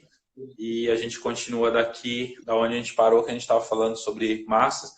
E beleza. Eu estava perguntando para você sobre... Você estava falando sobre essa questão aí, né? Que muitas pessoas se preocupam com utilizar, né, do material, né? A falta de informação também de material para a gente utilizar. Como que a gente pode tomar alguns cuidados, igual você falou, né? O básico, luva e máscara aí para manusear esse material dentro do seu ateliê, principalmente se você trabalha com produção de esmalte ou que seja, você trabalha com matéria-prima in natura ali para você manusear, né? E se você está comprando também. Sobre essas questões, o chumbo você já falou, tem assim, a gente aboliu essa quantidade de chumbo nos coisas, mas ainda tem um pouco, né, de chumbo. Sim. E ainda tem muita gente que tem esse temor com chumbo. E também, por exemplo, alguns outros materiais. Quais, por exemplo, manganês, esse tipo, chumbo. Fala um pouquinho sobre a questão do chumbo, igual você falando. Tem na taça de cristal, tem essas coisas, mas qual que era o problema do chumbo antigamente que a gente estipou ele, tentou tirar ele da condição? São duas coisas o chumbo, né? Primeiro, a forma que você pegou ele para usar. Bom, eu peguei litargile, óxido de chumbo, perigo. Você vai manusear aquilo te dá saturnismo até entrando embaixo da unha, né? O organismo absorve isso aí. Tá. E tem outra forma de você usar o chumbo, que eram as fritas borosilicatos de chumbo, que se fazia muito no Brasil. Então você já tinha boro e chumbo numa mesma frita moída, certo? Aí o chumbo ele já está travado, ele não sai daquele material. Então, você pegar uma frita hoje que contém um pouco de chumbo, sem problema nenhum você usar. Tá? Não tem problema nenhum. Existem normas, existem limites de aceitação, que eu não tenho de cabeça agora. Sim, não, tranquilo. Mas você tem limites, você pode ter X%, inclusive na indústria de louça, tá, do Brasil, tem empresas que usam uma frita de chumbo para melhorar o esmalte. Né? E não é por causa disso que você vai morrer a hora que você comer o prato. Então, o que é o problema do chumbo? Como tudo, né? Está na moda hoje, a diferença é o da... Nelson colocou até 6%. Dose, né?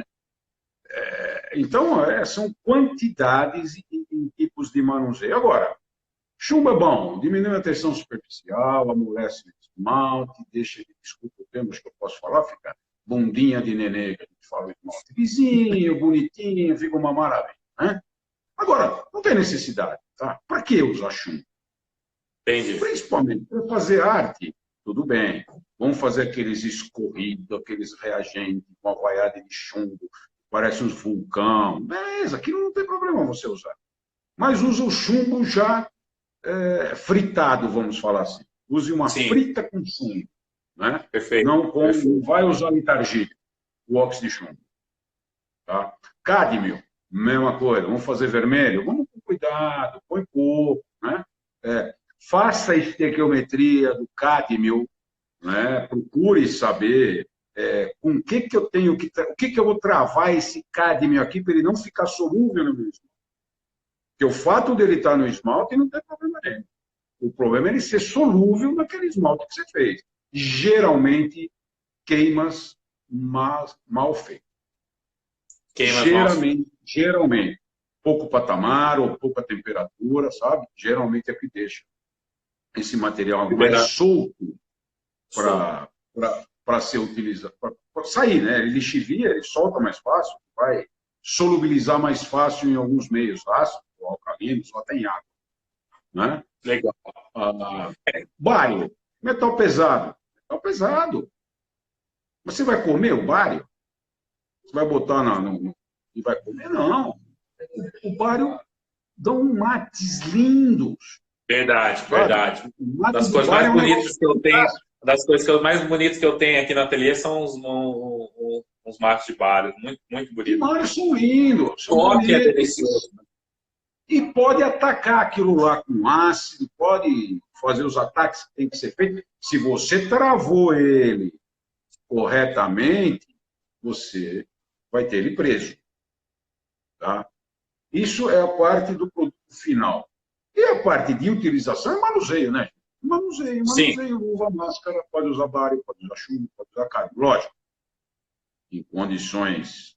O pó de sílica é capaz de fazer... É mais fácil atacar você do que o chumbo.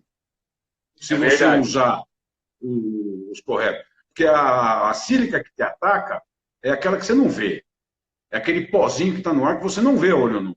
É aquilo que vai para o pulmão. E essas máscaras normais não seguram aqui. Mas seguram qualquer pozinho de bário, qualquer pozinho desse cádmio. Agora, outra coisa, gente. Você tem os fabricantes de corantes. Você tem tudo isso já calcinado a 1.300, 1.400, já travado com outras coisas. Sabe, é lógico, o óxido dá uma reação diferente, dá, tem. Ele ou vai puxar oxigênio, ou vai soltar oxigênio, ou alguma coisa ele vai fazer lá dentro, né, que vai te dar umas reações diferentes. Mas, se você puder usar os corantes inorgânicos calcinados já, é bem melhor. Certo? Bem menos. Sim. Ó, você pega as argilas da região, por exemplo, de Santa Gertrudes, no estado de São Paulo hoje é obrigado, um outro elemento que ninguém fala, né? Porque não aparece nos esmaltes, não aparece em formulações de esmalte. Né? Flúor, as argilas de uma certa região, que depois passou para o estado inteiro essa lei, tem muito flúor. Eles foram obrigados a colocar em filtros para pegar esse gás que está aí do forno, fazer uma reação com cal para você formar uma fluorita. Você fazer lá um fluoreto de cálcio que não fica no ar, o flúor. E eu tenho certeza que qualquer argila que a gente comprou aí tem flúor, porque essa lei foi para o estado de São Paulo. E ninguém fala do flúor. Né? Então, tudo faz mal e nada faz mal. Depende de como você usar e como você fazer. Agora, vai fazer utilitário? Vamos sair fora, né? Sai fora de carne, sai fora de chá. Eu quero um prato vermelho. Bom, desculpa, mas vermelho eu não faço. Infelizmente, eu não faço. Aí você vai fazer? Não, eu vou fazer uma redução de cobre com ferro, que vai reduzir. Você consegue fazer umas reduções, você acha que você reduziu tudo? A gente acha que a gente reagiu tudo porque está bonito. Né? Então, o que eu falo de toxicidade e manuseio de matérias-primas é isso. Legal. Só vou dar uma traduzida aqui que o pessoal estava perguntando sobre encapsulamento, travamento, esse negócio assim, por exemplo. Quando você usa alguns materiais que são pesados, por exemplo, se você criar uma base de esmalte vítrea, você tem que ter um esmalte bom, estável, que é aquilo que o Alex falou, que não sofre ataque de ácido, não sofre lixiviação, que é soltar se for esfregado, não sofre, por exemplo, ataques alcalinos, né, que também, alcalino vai só tirar a cor, mas o que acontece? Você usou esse componente e esse componente ficou preso lá dentro do vidro, o vidro está perfeito na camada de esmalte, aquele vidro ficou certinho, derreteu na temperatura certa, fundiu perfeitamente. Esse é um material protegido dentro da camada vítrea, que é o que a gente fala, não sai. É isso que ele está dizendo. Essa questão, gente, igual ele falou, tem problemas de queima. Você queimou errado, você queimou, não chegou na temperatura correta, não derreteu, aí você tem esse problema. Então você pode, através de um esfregar dessa peça, de um talher ou do uso do dia a dia, ela pode lixiviar, soltar aquele produto e você absorver. Se for um produto extremamente pesado, como chumbo ou cádmio, né, esse tipo de coisa, você está liberando. Esse é um ponto do utilitário pronto. Outro ponto é o uso dentro do ateliê, que você está manuseando. Se você quer muito trabalhar com esses materiais, aí você se proteja, você ceramista, no uso do dia a dia. Né? O pó de sílica, igual ele falou, lixar a peça, você fica lá no ateliê lixando a seco, né? Esse tipo de coisa. Não protegeu nada, você está respirando esses pozinhos. Então, causa algum problema. Então, são coisas simples que você pode tomar Sim. pequenos cuidados, né? Os gases, igual ele falou, lógico, gente, tem a queima, a liberação dos gases, todos os gases são nocíveis, desde que a quantidade que você respira, igual o Nelson acabou de falar, se você queimou gás carbônico lá no seu forno, você teria que fazer 20 queimas num dia para poder compensar um escapamento de carro, Sem dúvida. né? Uma coisa muito louca, isso que você está falando é visível. Eu queimo aqui, meu forno fica lá na garagem, eu tenho a saída da garagem, então quando a gente está queimando, eu deixo aberto, principalmente no começo da queima, que a gente usa muito a gente usa muita parafina, muita vaselina, essas coisas. Então libera aquele cheiro, e aquele cheiro incomoda, então a gente deixa para liberar. Mas uma coisa muito louca, eu já queimei lá, já dias assim que a gente tá fechado, você não percebe nada assim de coisa assim. Mas se eu ligo o meu carro lá na garagem, fico lá 3 minutos, você fica insuportável. Né? É isso mesmo. Entendeu? Então É é tudo esses volume, né? É cuidados. tudo quantidade.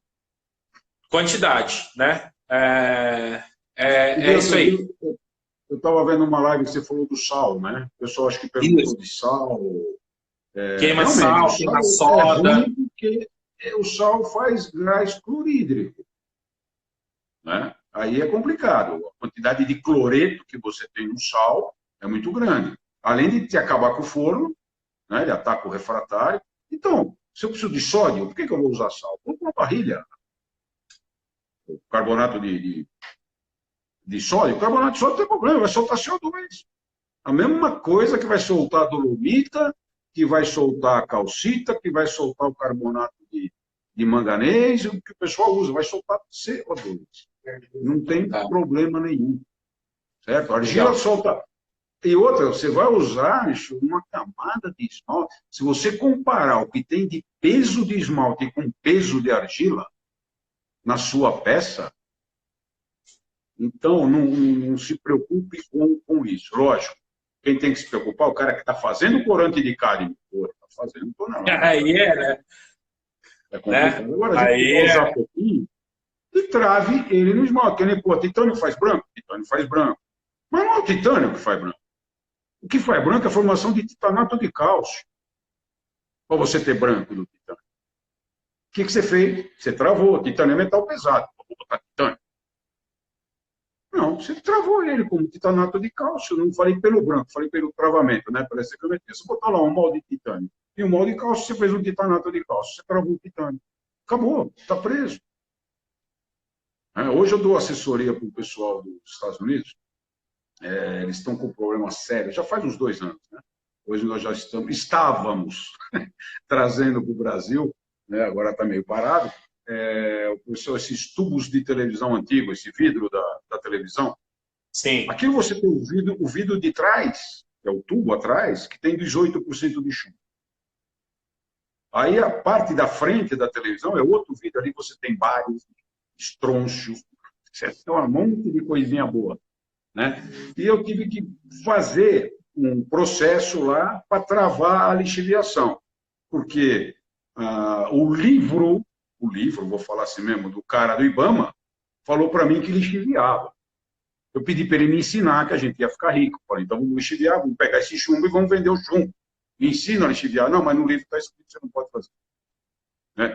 Então, esse é o grande problema das normas que são implantadas, o que é tóxico, o que não é tóxico, o que faz mal, o que não faz mal. Né? Boro faz mal. Excesso de boro faz mal. E está todo mundo aí com essa farra agora querendo fazer frita no esmalte, né? Sim. Gente, não dá para você fazer frita no esmalte. Quando você junta as matérias-primas para fazer uma frita, você vai calcinar isso, vai fundir isso a 1450 graus. Você não tem mais óxido de boro lá, você não tem mais. Você tem combinações. Você mudou tudo a coisa. Então, o pessoal está aí na colemonita, ou na hidrogoracita, ou no ácido bórico, ou nos bórax. Um tem sódio, o outro tem só de cálcio, o outro é só tudo com boro, né? Não funciona. Você vai ter liberação de gases, né? Porque você não tem uma temperatura e tempo de maturação para isso. Beleza. Você pega um vidro de janela hoje, você bota no seu forno a 1000 graus, ele derrete todo. Quando ele foi feito lá na fábrica de vidro, ele foi feito a 1520 graus. E não adianta você pegar as matérias-primas daquele e tentar fazer no seu esmalte. Então, o meu medo de toxicidade que eu queria falar, o que me assusta, são esse tipo de coisas que o pessoal tem posto nos esmaltes, né? Então, como Entendi. você está numa temperatura aí que você está falando de cone 6, a maioria está tudo por aí, você não tem como fazer, formar nenhum vidro assim, com matérias-primas totalmente cruas, né, para fazer isso. Então, Ó, o que eu duas queria dizer. colocações aqui para você falar sobre as fritas, só para a gente novamente traduzir aqui. A gente está falando assim, né, que muitas pessoas estão produzindo esmaltes com materiais, vamos chamar de crus, e tentando replicar a composição de uma frita usando materiais crus para compor essa frita. Sim. E o problema é que você vai passar pelo processo de queima e dos gases que vai liberar com esses materiais, né? A perda no gás. A frita em si, ela já teve o composto, ela foi composta, ela foi passada por um forno, derreteu, ela é triturada, entrega-se para a gente já sem perda no fogo, já prontinha para você utilizar no seu, sem os gases, para você utilizar no seu esmalte. Qual que é o problema disso? A gente vê muitas pessoas procurando alguns livros que tem lá pseudo-análise de fritas lá, né? E tentando replicar aquela análise com os elementos materiais aqui para poder chegar no resultado. E aí o Nelson falou assim, fala um pouquinho sobre frita e o Renato falou aqui, se acha que elementos minerais em composição são menos tóxicos que uma frita, acho que é sobre isso que a gente estava falando, né? Na verdade, ele fez uma exclamação. Se acha que elementos minerais em uma composição são menos tóxicos que uma frita. Eu acho que, talvez, o grande problema do ceramista não é achar que um é menos ou mais tóxico que o outro, e sim a não encontrar aquela frita equivalente que ele achou naquele livro lá de cerâmica. Olha, na frita, o cádmio que você tem na frita, um corante vermelho, ou que você tem numa frita, e o que você tem no mineral, a toxicidade é a mesma. Não, é o mesmo elemento. Depende das quantidades e do manuseio que você fez. Na frita, ele está mais. As fritas, hoje estão fazendo frita aí, não o pessoal de os colorifícios grandes, né, toque de caixa. Vai, frita lá, põe para fundir, vamos embora, porque quando eu comecei em cerâmica, você queimava um azulejo, um biscoito em 30 horas e o esmalte em 18 horas. Hoje você vai naquela região de Santa Getúlio, eles fazem um porcelanato com absorção menos de 0,5%, né, ou esmaltado ou técnico, em 20 minutos. Sai de cru, vai a 1180 graus, volta para a temperatura ambiente, esmalta tudo bonitinho, tudo lá em 20 minutos, 25 minutos. Então, mudou-se muito a concepção. Antes, as fritas eram realmente feitas com cálculo estequiométrico.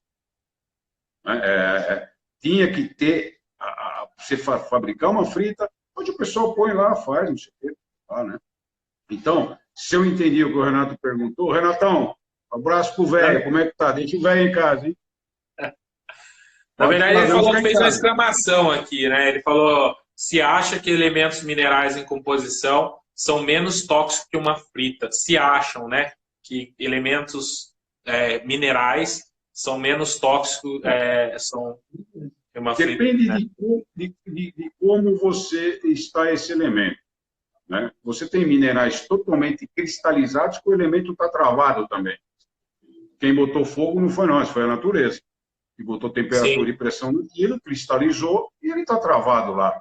E você tem os minerais mais lixiviados, mais amorfados, que você pode ter elementos que vão soltar. Geralmente, na maioria dos casos, teria que ser assim, pelo menos, a frita é menos tóxica. É o que eu estava falando do chumbo. Se usar litargina, peróxido de chumbo é uma coisa. Então, uma frita, um borosilicato de chumbo é outra. Perfeito, perfeito. É menos top. Mas essa questão, o conhecimento aí dos ceramistas, quando se escuta essa palavra chumbo, Não, não. começa a ficar, né? É melhor não usar. Fala que uma frita de chumbo, né? O pessoal está perguntando aqui sobre o que é o encapsulamento e a gente falou um pouquinho, né? Mas e sobre tinha uma outra pergunta aqui que foi interessante. Encapsulamento, aqui ó, cádmio, encapsulado queima em alta temperatura? Foi a pergunta que ele fez.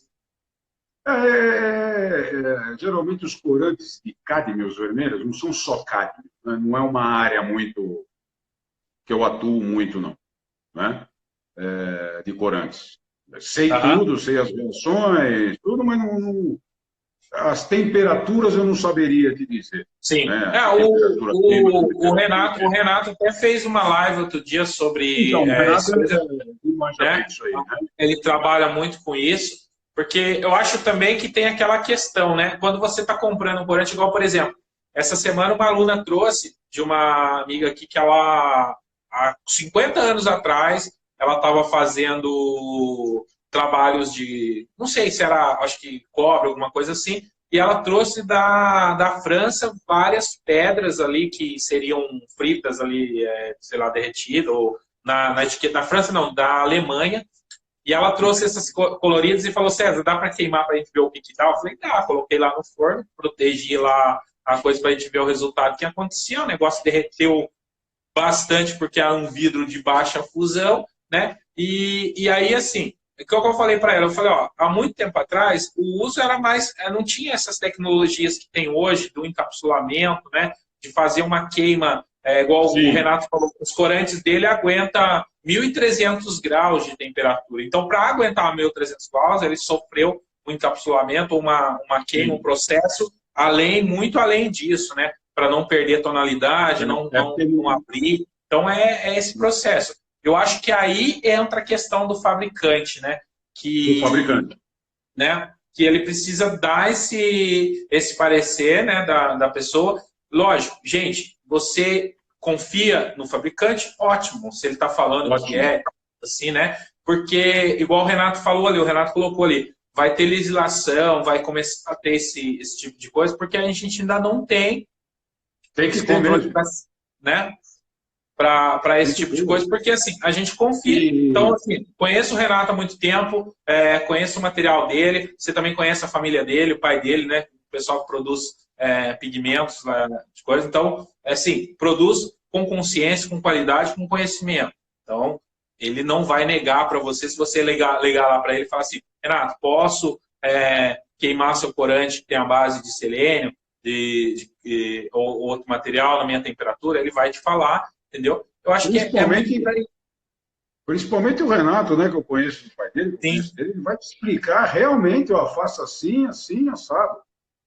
O pai dele teve indústria, teve fábrica de corante no Brasil, produziu muito corante no Brasil e sabe quais são os problemas, entendeu? Não? Então, é esse tipo de fornecedor que precisa. Realmente o cara que te fala a verdade. Ó, cuidado com isso, ele está voltando ao negócio da frita. O único problema da frita, ter problema de toxicidade, são as fritas mais mal feitas, que são muito solúveis. Né? Se a solubilidade da frita for muito grande, você vai ter problema com frita, com retardino, com qualquer coisa. Legal. O Nelson falou assim, a definição de encapsulamento é usada de forma errada. Você que troca ideia, né? Também, eu não sei. Encapsulamento a gente fazia para granilha, né? Encapsulava a granilha. Sim. Uma frita com corantes, e era um negócio físico. Na realidade, você encapava mesmo uma frita com um pouquinho de corante. Para dar aquelas pintas de cor, né? Legal. Bacana. A gente tem muita informação aí, o pessoal que coisa... o assunto assim sobre essa questão da toxicidade, né? Que tem esse mito. Então, tem que tomar esses cuidados, igual o Eduardo falou aí, de manuseio, tudo mais, né? Conhecer o material que você está usando, né, para você trabalhar, bacana. E aí, tinha muita gente perguntando aqui, fala um pouco sobre sua porcelana. Fala um pouco da sua porcelana aí, ó. Se você vai voltar a produzir, se você vai, como é que tá essa... Hoje nós fizemos a porcelana, desenvolvemos, tivemos aí já uns 10 anos fazendo isso aí, tentando deixar ela com uma trabalhabilidade boa, né? E hoje nós chegamos, acho que, num ponto bom. Eu estava sem equipamento, como eu falei no começo, agora nosso equipamento chegou, porque a porcelana tem que ser produzida em toda maromba, toda de inox, ela não pode ter contato com nada de ferro, com nada, porque vai ficar amarelo, né? E uma das coisas que falam da porcelana é a sedosidade dela e a cor branca. Então, nós estamos já, essa semana, eu devo acabar as ligações elétricas do equipamento, né? Segunda-feira nós já devemos começar a testar o equipamento e vamos ter a massa de novo no mercado. A barbotina a gente continua produzindo de porcelana, já não paramos, que é mais simples, né? E vamos ter a massa de porcelana novamente agora, inclusive com umas novidades aí, né? Nós vamos ter uma meia quase preta, né? Preto é complicado, e uma azulzinha, para ver uma brincadeira de mercado aí, como é que ela se comporta aí, mais colorido. Como é uma massa branca, feita com materiais extremamente limpos, né? Porque quando você tem um material queima amarelo, geralmente é ferro titânio, né? Que dá essas coisas. Ela aceita bem os corantes, né? Não trabalho com óxido, trabalho só com corantes, né? E tudo que eu desenvolvo é só corante orgânico. Isso dá uma estabilidade, né, para você ter o resultado. Não tenha dúvida. Não tenha dúvida, você está sempre igual, né? Sim. O corante é outra coisa que você pode testar também. Você pega um pouquinho lá no seu esmalte e põe uma queima. Você está... A pessoa perguntou aqui se a sua porcelana vai queimar em que temperatura? Seja... ela é tradicional, desde o começo do sistema era para 1240 graus. Foi uma exigência do Dr. Alex Hell, ele queria para 1240. Né? Ela começa a sinterizar, na realidade, a 1220. Ela já começa a tomar corpo, já a absorção é de 4%, 5% nessa temperatura. Ela vai zerar a absorção a 1240, né? 0,01, vai zerar mesmo, com um patamarzinho aí de uns 15 minutos. Eu falo do patamar, porque o patamar não é só... primeiro que você estabiliza a temperatura do forno, e depois é a quantidade de calor, né? Depende da massa. Você falou isso outro dia, você estava falando de quem? Bom, um patamarzinho de uns 15 minutos, né? A maioria do pessoal... Tem gente que faz biscoito e... dá para fazer monoqueima, não tem problema nenhum, né? E ela vai até 1265, 1270 sem deformar. Sem deformar. Mas daí ela já começa a vitrificar. Como eu tive que baixar um pouco o Alex, né, para fazer a 1240, ela já começa a puxar para o cinza, que já começou a vitrificar a massa, mas não deforma até uns 1265, ela não deforma. Tá? Tanto a barbotina quanto a massa para torno e modelagem. Quimicamente é uma coisa só. Legal. Né? As queimas são iguais. Biscoito, 1050 graus da porcelana, um patamarzinho também. Você falou lá para mim aquele dia lá, agora você falando isso, que eu achei super interessante isso, né? Você perguntou quanto eu estava fazendo de queima de biscoito aí, né? Eu falei 900, aí você falou assim para mim, queima 1020, porque você queimando a 1020, você tem uma questão de uns gases. Sobre isso, fala aí para a gente rapidamente, só. Principalmente os carbonatos. Você pega aí a calcita, e as argilas têm carbonatos também, os materiais têm carbonatos, né? Você vai começar a dissociar, quer dizer, você vai soltar. Carbonato, o que é? Por exemplo, carbonato de cálcio. É Ca, que é o cálcio, mais CO3. Né? Um hidrogênio, um carbono e 3 oxigênios. Você vai formar um óxido de cálcio com aquilo. Então, você vai formar CaO na temperatura e vai sobrar o gás, o CO2, que é o gás carbônico, certo? Ele começa a quebrar essa rede dos carbonatos perto dos 900 graus. E dependendo da quantidade que você tiver e da dificuldade desse gás sair, você segura ele até 1020, que realmente se arrancou tudo. Tá? Legal. Senão você vai ter furos e vai ter tal tipo de coração negro, vai ter uma série de coisas na sua massa que depois que você fez o biscoito, não adianta você grafite, na realidade, que ficou só carbono, não vai puxar oxigênio de nada para embora. ele vai ficar lá. Tá? Então, Legal. por isso que eu falo de um biscoito aí, tá perto de 1.020, seria bom, 1.050, queima direitinho, né, da nossa massa, para você deixar ela limpa de gases, né? Ah, Então, isso foi bom você tocar nesse assunto que volta até na matéria-prima. Peraí, que matéria-prima eu usei? sim, Como é que eu tenho que sim. tirar o que eu coloquei? Né? Isso. Volta É. tudo, né? É isso que que é interessante para o pessoal ver que assim, o que acontece, gente? A questão do biscoito, igual ele está falando, dessa liberação desses gases. Algumas matérias-primas vai depender da composição da massa do seu fornecedor, do seu fabricante. Normalmente você está acostumado com aquela massa, eu estou acostumado com a massa do Pascoal aqui, para ser sincero. Então eu tenho feito dentro dessa faixa e ela tem ficado Ótimo. muito bem. Porque vai depender da composição que tem nela. Vai que você pega uma outra massa que aconteceu essa semana, aconteceu isso. Alguém me mandou uma mensagem para mim, com uma massa de um outro fornecedor, e estava cheio de fúria. Ele falou assim: por que aconteceu? O que acontece é assim, que as massas são bem diferentes uma da outra. Então, aí não eliminou os gases como eliminava 900 graus, talvez você elevando. Foi um conselho que eu falei para ele, foi logo depois que a gente conversou. Eu falei, então eleva a sua temperatura de biscoito um pouco, talvez você consiga corrigir esse problema. Então, os gases ali da massa. O grande problema do furacarbonato, você tirou ele a 1.020 graus, você limpou. Você tem um caulim que começa aí a 400 graus, a tirar um pouco de água, né? Na verdade, ele vai deixar de ser hidróxido. Bom, vai tirar um pouco de água a 400 graus, não sei o que, e vai embora, né? Mas o grande vilão é o carbonato. Ele forma muito CO2 e os sulfatos, mas sulfato hoje acho que não tem lugar. Mas antes se fazia, o Renato sabe disso, antes se fazia corante com sulfato. Porra, era muito. Legal. Era lavado. Só eu quis tocar nesse assunto que você falou, o pessoal perguntou aí na temperatura de queima da sua porcelana e você tinha falado esse detalhe para mim. Eu quis tocar nesse assunto rapidamente, mas não vou aprofundar nisso. Vamos voltar aqui na parte da porcelana sua, que o pessoal está interessado. O Renato falou assim, você não falou sobre a tissotropia, né, que seria a questão da sustentação aí da sua porcelana, se não vai ter interferência em trabalhos em torno. Eu não vi você falando sobre isso. Fala um pouquinho sobre essa questão e dá aquela dica do vinagre, que é sensacional, que você me passou, que eu achei muito bacana. Fala um pouquinho sobre essa relação. Esse negócio do vinagre não foi, né? Foi uma cliente minha que me falou da porcelana. Eduardo, eu molhei a mão.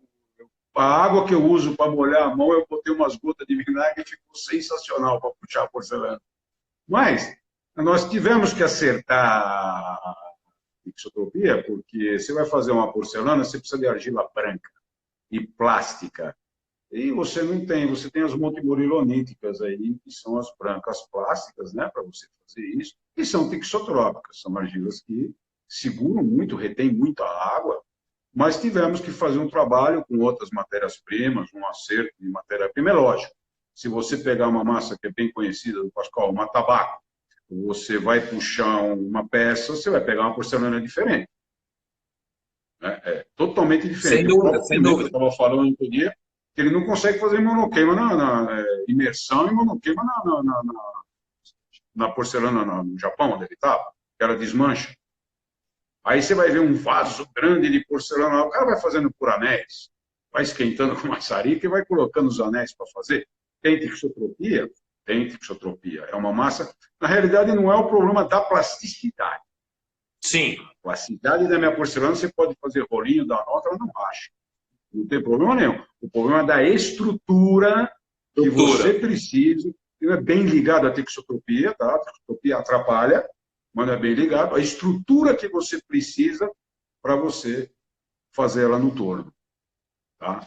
Então, ela é diferente das argilas convencionais.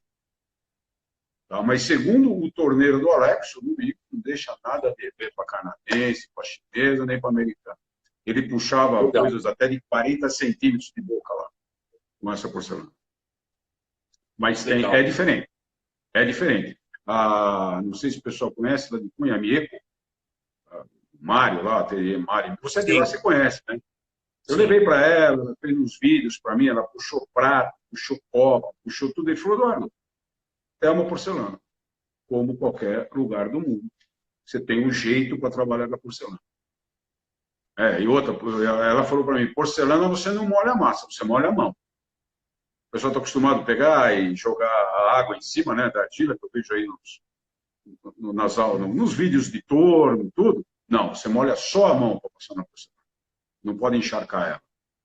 Não é? Que é um negócio que eu sei fazer fantasticamente. Minha peça de torno é rolinho voador. Bolinho voador. Eu boto no torno e ele sai voando.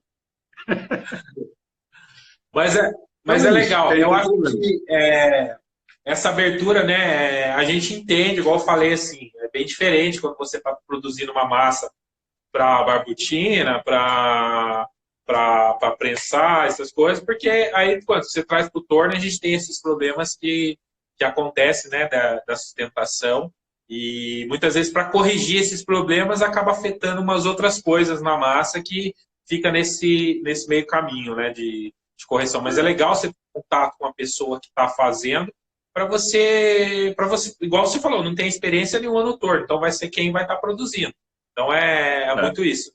Né? Eu tô fazendo uns testes aqui, isso aí eu estou dando aula e estou mostrando para o pessoal fazer os testes de massa quando você compra e quando você chega. E aí agora eu fiz um teste no torno e eu estava mostrando em vídeo para o pessoal nas aulas online que era assim. Qual que é o meu teste de torno aqui, né? A minha percepção, né? Porque isso é experiência e prática de cada um no dia a dia. Eu tenho uma habilidade de produção e você mesmo, você trabalha nessa linha de rocha e tal. Um tempo atrás eu fazia esses roches cerâmicos e eu produzia uma média de 200 roches cerâmicos usando a tabaco do Pascoal. Então, assim, para mim a tabaco é uma referência para eu trabalhar com ela no torno, porque eu não tenho dificuldade nenhuma para subir com ela. Sim. A partir do momento que eu pego uma outra massa, que eu começo a ter essa dificuldade, eu começo a ter uma análise em cima disso. Mas eu sei que é uma relação da massa, né? Mas isso é tempo. Eu produzia 200 peças, eu peguei uma outra massa que tinha dificuldade para subir, para puxar, ela não dava a mesma sustentação. Então eu faço esse teste, eu pego 1 quilo de uma argila que eu estou acostumado a trabalhar com ela, que 1 quilo é um bom para teste, né? Muito pouco também não dá, muita quantidade você vai ter dificuldade para tornear. Então 1 quilo de argila, eu estou acostumado, eu cronometro o tempo que eu faço um cilindro e vejo como é que é a formação da parede do cilindro. Pego um outro quilo de uma outra massa, faço o mesmo teste. E aí eu tenho uma ideia, isso é um teste meu, para ter uma ideia da minha plasticidade, da minha, vamos dizer assim, para tornear essa massa, como é que eu trabalho. Sim. Então, isso eu sinto. Lógico, se eu tiver contato com o Eduardo e falar assim, Eduardo, essa porcelana para mim eu precisava melhorar nisso. Mas muitas vezes, gente, é tão pouco a diferença que você tem, que é pela qualidade, que você não vai perder a qualidade da massa só para você melhorar um pouquinho mais na sustentação da peça. Então, eu acho que talvez, né, tem que ser pensado tudo isso. E o que eu falo também, o torno e a modelagem é um negócio muito pessoal de cada um. Né? Sim, é diferente. O Eduardo, faz uma massa para mim para usar na forma de gesso. Pô, tá aqui. Acabou. Dura, mole, quantos graus você quer, tudo. Né? Porque eu não vou depender da pessoa. Né? Você puxa no torno de um jeito, o João puxa de outro, o Otávio puxa de outro. Né? Eu não vou depender disso. Ah, faz uma massa para mim fazer uma porcelana prensada. Está aqui, ó. Quantas toneladas? Não tem problema nenhum. O grande problema que fala-se muito da porcelana é um bicho-papão. Não, bicho-papão para puxar no torno para quem não tem paciência. Sim. Eu acho que para puxar no torno tem que ter paciência, né? Até para fazer. Você mudou de massa, mesmo que seja coisa, você mudou de massa, você vai sentir essa diferença. Lógico que isso a gente está falando aí, ó, estou tendo problema para subir. Mas tem outros problemas que a gente vê que acontece. Eu tive problema com porcelana que, tipo assim, simplesmente ela esfarelava depois de seca, que eu tinha que manusear ela como se fosse um bebê, porque ela não... Aí eu já não sei qual que é o problema dela, mas ela simplesmente esfarelava porque não tinha esse problema. Então, essas coisas... É a combinação de matérias-primas. Isso é falta de plasticidade, falta de resistência mecânica cru, combinação de matérias-primas, entendeu ou não? Por isso que eu falo, você fazer no Brasil, você usa 7, 8 matérias-primas para você conseguir fazer uma porcelana. Pois é, ó. Você tem que ir pondo um pouquinho de cada coisa e acertando. Agora, se quer botar estrutura, põe papel, né? Se botar papel, vai ficar uma bela estrutura de porcelana do torno. Põe chamote, todo mundo sabe, mas aí não é porcelana mais. Aí é um greizão, não é mais porcelana. Sim. Sim. O que a gente tenta fazer é realmente fazer porcelana. Né? Agora, Que nem eu faço o pessoal do Rocha. Ó, Eduardo, eu preciso de uma massa dura. Tá aqui, bate lá para não quebrar, aquele negócio que o pessoal fuma no narguilé. Mas, pô, a tua massa está demorando no estampo, eu quero uma massa rápida. Aí você fala, não, foi muito rápido, não dá tempo de eu destacar. Isso aí é tudo fácil de fazer. Isso tudo você vai ajeitando. Tudo controle de matéria-prima e como você junta elas, né? Às vezes o meu filho briga comigo, que ele me ajuda muito lá no desenvolvimento de produção. O Daniel, é 14,37% de tal coisa. Ô pai, pode ser 14,5%, 14%. 14,37 é 14,37. Eu falo, não é 15 e não é 14. Isso é importante na cerâmica. Que às vezes você acha que não, mas detalhezinhos, cara, que te atrapalha lá na frente. E atrapalha bastante. Cara, eu acho que uma pessoa, meu filho estava perguntou a diferença de feldspato. O que foi, Daniel? Sódio e potássio. Não sei se ela está aí ainda. A matéria-prima, uma tem o elemento químico potássio e a outra tem o elemento... Ou vou falar o bita, talvez ela tenha confundido, eu tenha falado feldspato sódico. Feldspato sódico geralmente é chamado de albita. Isso. É mais fundente, né? Na verdade, é mais fundente. Não é que ele é mais fundente, ele funde mais rápido do que o feldspato potássio. Porque a viscosidade do sódio a quente é muito baixa. Ela vira líquido muito rápido. E do potássio ela demora um pouco mais para virar líquido. Perfeito. Legal. Tem uma turma aqui que está Renato, Pimenta. O Pimenta falou que está com saudade da China, que era só uma matéria-prima. Você falou que é 8, agora vai fazer uma porcelana. Fala para ele que é ruim. Gente, é fantástico. Se tiver alguma pergunta aí, fica à vontade aí. Acho que a gente já está estourando aqui o tempo também. Né? Vamos reunir essas feras aí para fazer um congresso aí. Nelson, o Eduardo, Renato, falar sobre matéria-prima vai ser muito legal. Gente, assim, eu conversei com esses caras esses dias, fiquei conversando com o Eduardo 2 horas ali. Foi uma aula, assim, tipo, que eu acho que eu nunca tive na minha vida, assim, de conversa. Então, assim, para mim eu gosto muito desse aprendizagem. Eu sei que tem pessoas da parte artística que talvez não curta isso, mas eu adoro isso, ouvir sobre a diferença de um feldspato, sobre a diferença de um determinado material. Isso é conhecimento de pessoas que têm anos e anos aí de experiência, que a gente pode trazer para dentro do nosso trabalho diário, assim, aprender de uma maneira simples, fácil aí para a gente poder evoluir cada vez mais. O Pimenta ele falou que a porcelana da China é boa, porque lá na China tem a louisita, que é nós temos aqui no Brasil caulinita. Caulinita são lâminas, a louisita parece o ferro da construção, aí dá estrutura, mas aqui não tem. Aqui nós temos que se virar com a caulinita. Pois é. Mas é isso aí. É isso aí. Tem gente falando aqui, ó. Bora aí, ó. Vamos falar com o pessoal aí. Vamos agitar um seminário aí. Legal. Gente, acho que o pessoal estava pedindo o telefone também. Se quiser divulgar aí, pode divulgar, viu? Não tem problema. Pode divulgar? Pode. Vamos lá. Vou colocar o seu telefone. Fala aí. 11, né? 9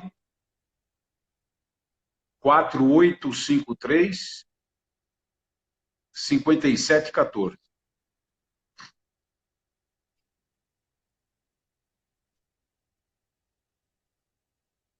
Ó, vou fixar o telefone aqui.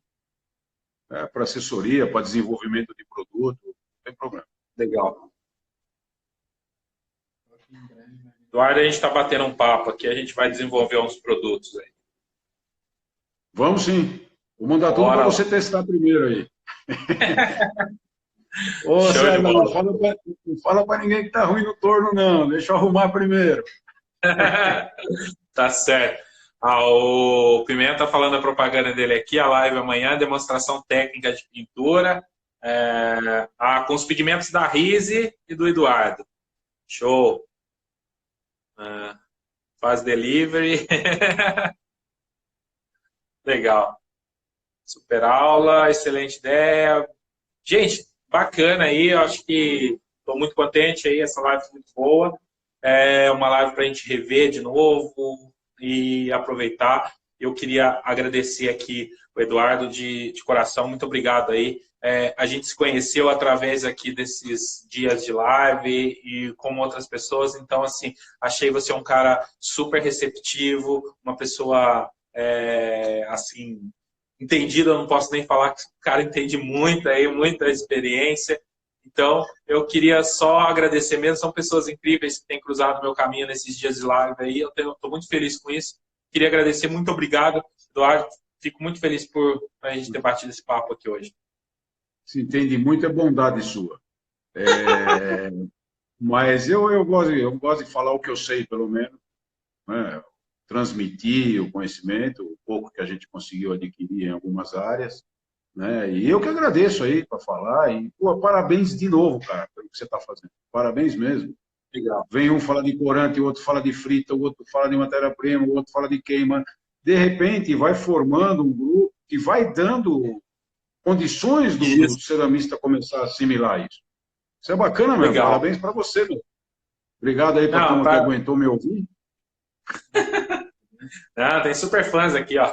Bastante gente. Pessoal que ouvi nome aí, Pimenta, Renatão, Lourusso, Nelsinho Lixa, só os fera. artistas todos aí. Eu não vejo os nomes de quem tá, estou repetindo o que você falou para mim, né? Não, mas tá, a galera toda aí, ó, tipo... Pessoal, tem um pessoal do Senai aí que ainda está no meio de cerâmica, que está me vendo também, amigo de escola antigo, Vanice, Hélio Simões.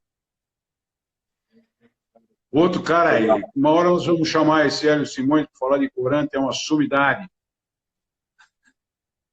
Já teve fábrica de corante no Brasil e tudo. Legal. Cara, obrigado mesmo aí, de coração. Tem o seu contato, a gente vai se falar bastante aí nesse decorrer aí da vida, aí da história da cerâmica, e com certeza, como eu falei, só tenho a agradecer mesmo aí por tudo que você passou até agora para mim. E fica aí, descanso, fica em casa aí. Eu sei que você já está aí há muito tempo, aí já deve estar entediado pra caramba. Mas... Meus filhos não deixam ir no elevador. Nem no elevador, para tomar um solzinho na rua, não posso. Amarraram eu aqui. Só que meu forninho já está aqui meu forninho já está aqui na varanda do apartamento já, meu de teste. Já veio. Já. Tá certo. Tá bom, gente. Aí, eu que agradeço aí, obrigado. Tá certo. Mas é isso aí. Pessoas assim preciosas a gente precisa guardar com carinho aí, porque a gente conta que tem que viver muito ainda para passar esse conhecimento aí pra gente, aí, tá bom? Obrigadão. Fica com Deus. Manda um abraço aí, não sei quem estava te ajudando, seu filho, não sei quem é que estava te ajudando aí, manda um abraço aí para ele aí também. O que eu fiz? Aí. Eu botei o Daniel do lado, que é ceramista, e a esposa do outro que é química. Eu falei, qualquer pergunta difícil, vocês verem aí, me avisem. Ah, não, aqui é tudo ceramista, a gente fala de coisa, a gente gosta de falar de simplicidade, para todo mundo entender aí de uma maneira assim. Muito legal. Muito bom. Obrigado, tá bom, gente. Obrigado aí. Tá bom? Valeu, Fica com Deus, Eduardo. Até mais aí. Obrigadão. Gente, obrigado a todos aí que ficaram com a gente aí nessa live. Muito conhecimento. Como sempre, assim, a gente tenta trazer aí um pouquinho de informação e pessoas assim que desse gabarito que tem esses conhecimentos e pessoas aí.